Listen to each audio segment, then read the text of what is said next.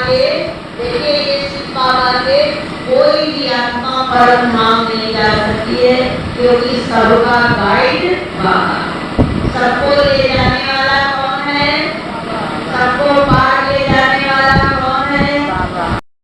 वही अपना बाकी फल की देख रही है सब, ये हमारे जाते ही सपना है, एक सेकंड में सब हमारी आत्मा से दूर हो जाए। इनके सबके अपने अपने रोल हैं, इनके अपने अपने सबके कर्तव्य हैं, अपनी बुद्धि है। सर्वोच्च जो है वो मेरा पिता परमात्मा है, प्राणेश्वर है, बस उसका आवाहन। कोई भी बात हो तो बाबा को बुलाते, चाहे तुम्हारे शरीर में कोई बीमारी, तुरंत आवाहन वैद्यनाथ बाबा, सुखदेव सर्जन बाबा। जहाँ दिल से इसको याद करोगे, बाबा आपकी 100% मदद करेगा, इसमें कोई दो है। कोई भी कार्य हमारा एक से जो भी कार्य होता है बाबा के द्वारा होता है, आपको सच्चाई होता है। हम जानते हैं कि यहाँ जैसे ही बाबा को दिल से याद किया, तो सुबह सुबह आप सब अपने घर में बाबा को बुलाओ, क्योंकि जिस स्थान पर रहते वो स्थान में भी शांति होनी चाहिए। क्योंकि हम सारे दिन तो मंदिर में नहीं बैठे रहेंगे, रहना के उसी स्थान पर है। आप लोग एक समान करो, मैं इस घर की इष्ट देवी हूँ, मैं इष्ट देवी हूँ, मैं शिव शक्ति हूँ।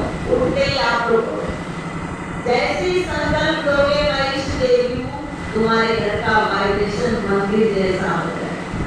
भाई मूर्ति लगी, वहाँ की तो मूर्ति है, पत्थर की मूर्ति लगी, दीवारें खड़ी, मैंने बार बार संकल्प किया ये देवी का मंदिर है, ये देवी का मंदिर है।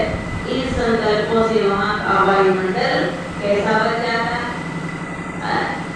शांति का वायुमंडल बन जाता है। तो जब ये संकल्प, ये सच्चाई है, आत्मा सिर्फ ही सकती है।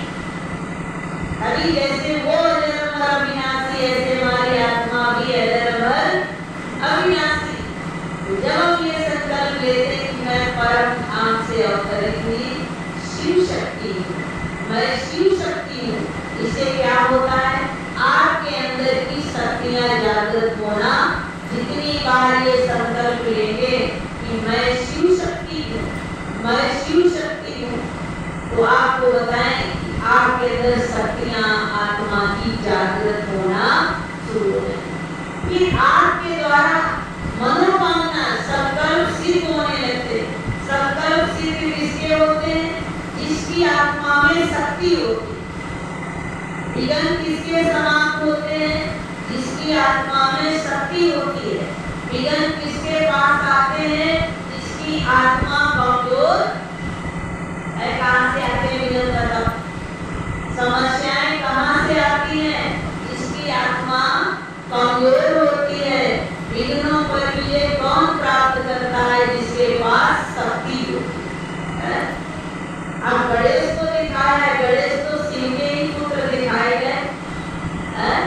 अष्ट सिद्ध नौ निधि के दाता कहा गया है गणेश को। आप भी तो शिव की शक्ति हो। आप किसकी शक्ति हो? आप प्रैक्टिकल करके देखिए, कोई भी बात नहीं मानी। आप सुबह उठते ही मैं परम धाम से अवतरित हुई, मैं शिव शक्ति हूँ, मैं परम धाम से अवतरित हुई शिव शक्ति हूँ। ये संकल्प अपने मन में लाओ, मैं शिव शक्ति हूँ। आप जो भी सोचो क्या होता है? देखो बाबा ने एक बहुत सुंदर विधि बताई, सिद्धि का आधार है विधि। जितने आपके संकल्प शक्तिशाली होंगे, उतनी सिद्धि आपके अंदर आती रहेगी।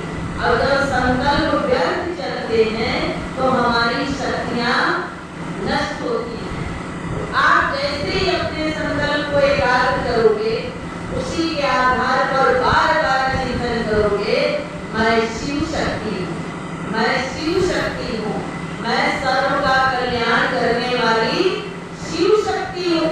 आप करके संकल्प देखो, देखना कि तुम जो संकल्प करोगे वो हो जाएगा। तुम जो संकल्प करोगे वो हो जाएगा, क्योंकि मैंने इसका प्रैक्टिकल अनुभव किया। क्योंकि हमने एक बार सुना कि एक चरवाहा था और तो पढ़ा लिखा नहीं था, उधर से महात्मा जी जा रहे थे, तो उसके मन में भाव था कि मैं ईश्वर से मिलूं, ईश्वर की हमें प्राप्ति हो। तो उसने महात्मा जी से कहा कि महाराज उनको गुरुमत दे दो, मैं ईश्वर से मिलना चाहता हूँ, ईश्वर प्राप्ति करना। तो उन्होंने कहा ये बिना पढ़ा लिखा चरवाहा आदमी क्या ही मंत्र जाने, संस्कृत भाषा नहीं पढ़ा और ना ये मंत्र जब जाएगा। तो उन्होंने महात्मा जी ने उससे कहा तुम बैठकर एक ही मंत्र जपो, मैं भैंस हूँ, मैं भैंस हूँ, मैं भैंस हूँ। अब उसकी आस्था थी, वो बार बार यही संकल्प करने लगा, उसको आभास होने लगा कि मेरा शरीर इतना बड़ा, उसे कहा कमरे से बाहर